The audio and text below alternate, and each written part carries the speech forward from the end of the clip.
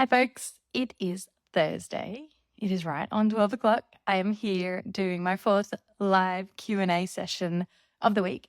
The question that I've got in front of me today, I'm just going to dive straight into it, is about, it's from a speech therapist saying that she works in a school. She has just started working with a young autistic boy. He's really quiet. He barely spoke at all in the first session. And she used a standardized assessment, wasn't sure what else to do, but didn't feel like it told her much good. So you're on the right track. To reflect that the standardized assessment didn't quite do the whole thing. He didn't really engage. It didn't feel like getting an accurate picture. She's got parent and teacher reports that he talks a lot, especially about animals and Minecraft. Who doesn't? They're awesome topics. That's very different to what she was seeing in that first session. Yes, none of this is completely surprising if you are autistic or if you have an autistic client, student. If you've met an autistic person, you might recognize this idea that who we see in the very first meeting might be very, very different to who that child actually is, what they can actually do, or who we are and all of our actual capacities when it's an unfamiliar person, an unfamiliar setting, perhaps an unmotivating situation. Like for many kids, doing a standardized assessment is just not very interesting or motivating or exciting as well. Why? What's the why? And for us autistic folks, understanding why we should be doing anything can be even more important. Otherwise, what are we doing here? So what I wanted to share is in my Affirming Communication for Autistic Children course, I have a whole module where we talk about what affirming communication assessment is for autistic kids. Just to be clear, I'm not talking about doing an assessment to determine whether a child is autistic or not. That's outside the scope of this course. This module specifically is about when you know or you think that a child might be autistic. Often the ways we work with kids who are or may be a certain neurotype, it doesn't make a big difference. We're still seeing them for who they are, supporting them for who they are.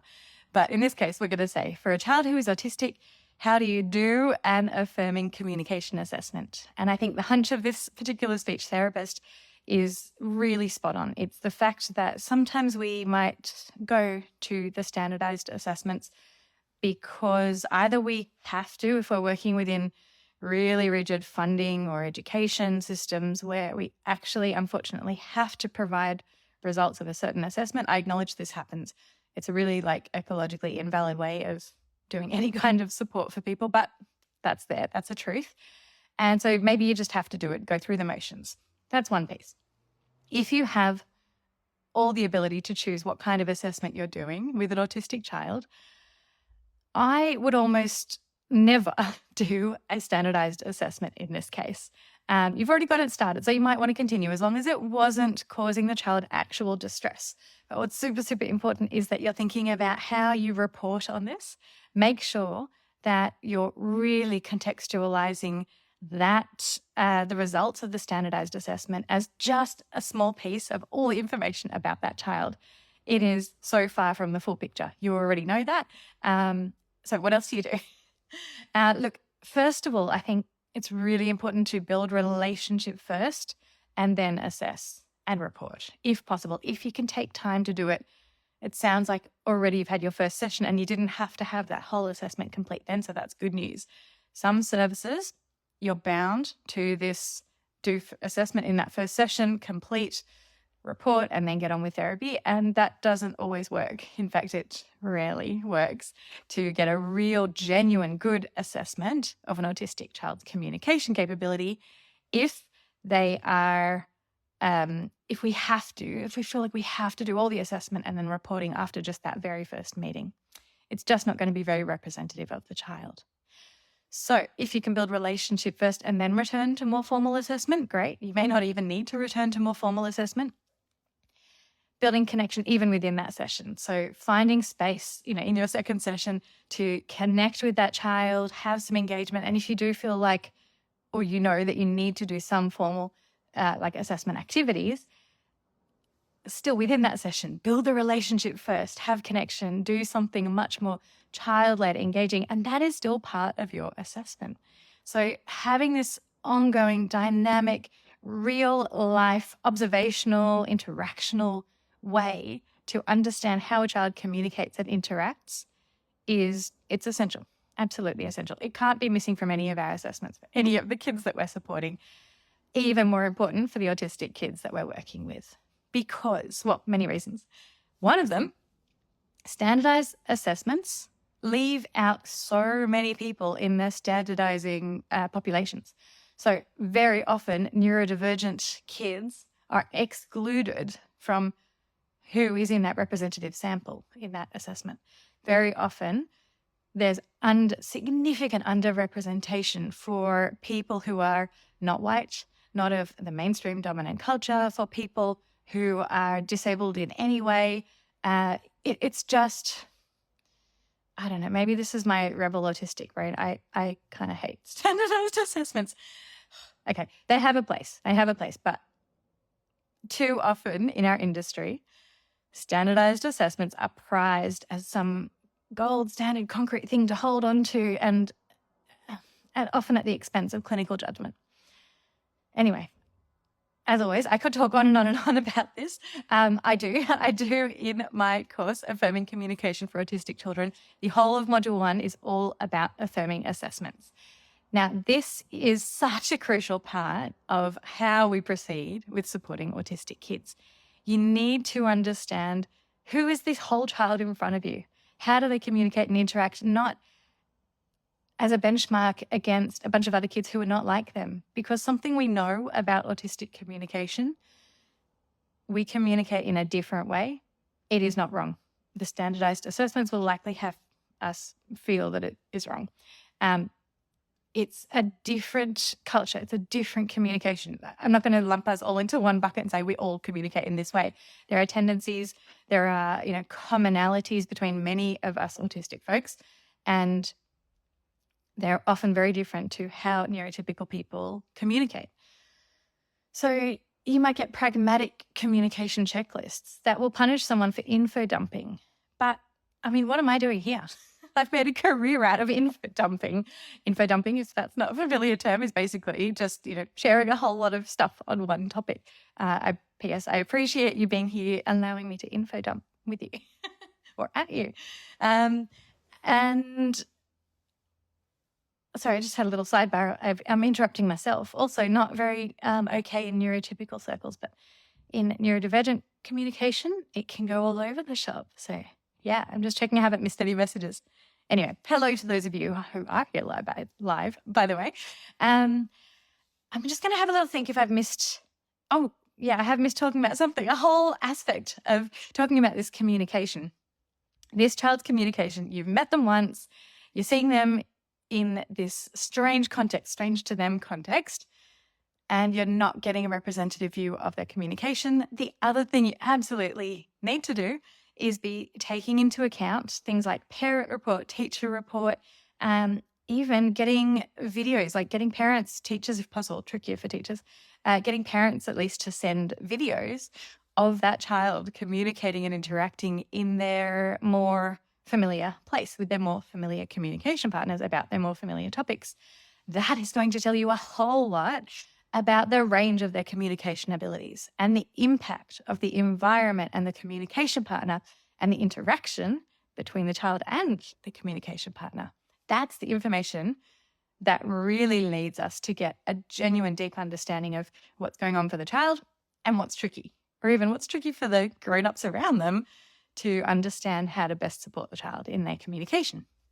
All of that to say, I have a framework that I teach, which I've covered actually all bits of it here. I call it CPIE, as in the letter C. I don't know which way the video is going. And pie, as in pie that you eat. So CPIE, which is basically 4 domains, 4 areas that you must include when you're assessing, should be any child and absolutely an autistic child. C is for the child. So make sure that you're, oh, look, I got a little thumbs up. You're doing an assessment of the child's communication style, their interests, quite a descriptive view, ideally, of their, the routines, what gives them joy, what frustrates them, what are their goals for themselves as well. P in CPI is for partner, so factors around their main communication partners, skills, abilities, goals, beliefs, expectations. So it could be parents, could be teacher, could be you as well. You may not document that for yourself in the report, but you might, I hope you do, reflect on your own impact on that interaction as well. I is interaction. So we've got the child and we've got the parent or the partner or the teacher or the therapist as two people. And the interaction is what connects us. It's what connects the two people. So there's always a dynamic there. And if there's something you can report on, what helps to strengthen that interaction? Where is it aligned? Like, where does the child have a communication style that really matches or mismatches with a communication partner, for example? And then E is the environment. So that is what encompasses everything else. So the environment is something we have to be thinking about and noting in our reports. Things like, what is the impact of the physical environment, changes of routine, sensory impacts as well. So if there's, if the child's very sensitive to sound, what's the impact of having being in the classroom that's next to the road? There's a lot of sound going on. I say that as an example because I can hear some street noise over here. Slightly distracting, but that's okay. Anyway, so all of that. I go through this in so much depth with cases, with examples, templates, and I even provide you with a custom ChatGPT tool that I've created, which helps you figure out what exact kind of language you could use that turns your report language into more neurodiversity affirming language. Now, I have this as a PDF. Some of you may have got that and read that, but a PDF, it's just a PDF. When you actually, you're in the middle of writing a report for a client and you think, okay, I want to write something. I'm just going to give an example here of like non-affirming language. Sorry about my hand there. I just got to move that. Like you might, let's say typically have written, we'll go with Billy. So we're going to de-identify. It's not really Billy. Billy presents with significant deficits in pragmatic language, including poor eye contact, difficulty initiating conversations, and a lack of understanding non-verbal cues. So I'm literally going to put this into my custom ND affirming report language bot. So it's a custom ChatGPT bot, basically, that I've created and trained to, you literally can paste in your report language, but don't, it cautions you, don't share identifying information. It doesn't go through to me or anything. We just don't know 100% where it goes next. So as long as you just write like child or an initial, that's all good. Anyway, so let's see what it does with that little piece of non-affirming report language. Also, the other caution is it does remind you that you are the clinician, you are the professional. So you do need to ensure that what it suggests to you actually is true and comprehensive and useful in describing that child. So here's another, an affirming reframe. It suggests Billy communicates in ways that may differ from neurotypical expectations. He tends to use limited eye contact and often requires support to initiate conversations and interpret nonverbal cues. These differences are consistent with communication styles commonly observed in autistic individuals. Not bad. I'd probably do some tweaking. I say not bad. I created this. I trained it. So yeah, look, it's never going to be perfect. It's AI. But this is like, if you can't, you figure it out in the moment. You're sitting there writing your report and you think, okay, I know this isn't quite it. How else could I write it? I hope that this could be a bit of a thinking partner to spark you kind of creating your reports in a way. And it's not just about what you're writing. It's really going to help you reframe your thinking about how you approach supporting a child, how you approach a child's communication.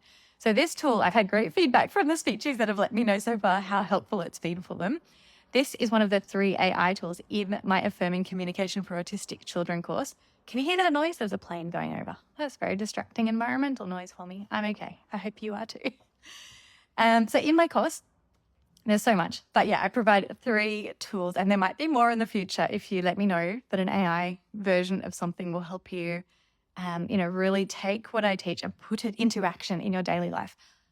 Let me know because I can create it. I want to make your life easy. I want to make it really straightforward for you to go from this, the theory, the understanding, learning about neurodiversity, affirming approaches with autistic kids, and go straight into, and now I know how to apply it. And now I've got the tools and support to apply it. And in the application, you'll continue to learn as well. So that is all I wanted to share for today. Thank you so much for being here. I will say in 1 day and 45 minutes from this moment as I'm recording, at 1 p.m. Friday, the 4th of April, Sydney time. Doors close for my Affirming Communication for Autistic Children course, my course for speech therapists. There are over 300 by now. I probably need to update it. I think we're at about 350 speech therapists have already joined and participated in the course, and I've had such amazing feedback. I'm so grateful. And on average, there's been 4.7 star feedback out of 5 possible stars. Over 100 people who've rated it. So I think I, like to share that. Like it's not perfect, and I'm always learning and improving. And you can see I'm so proud of it. It's an amazing course, amazing practical way to help you take these great intentions. You want to support your autistic clients in affirming ways. You have that in you. And what you may not have is so much time to sit and do the learning, or time to process the changes that you need to make in your report templates, in your business and clinical structures. All of these things, they take time and effort. And my hope is to help you shortcut that with all the tools and support that I provide. So anyway, if you have more questions, I will be popping back up on Instagram for a quick live on Friday, tomorrow at 12 p.m. Sydney time. And I'll be able to answer any questions. So send me a message, send me an email, and I will chat to you tomorrow. Have a great day.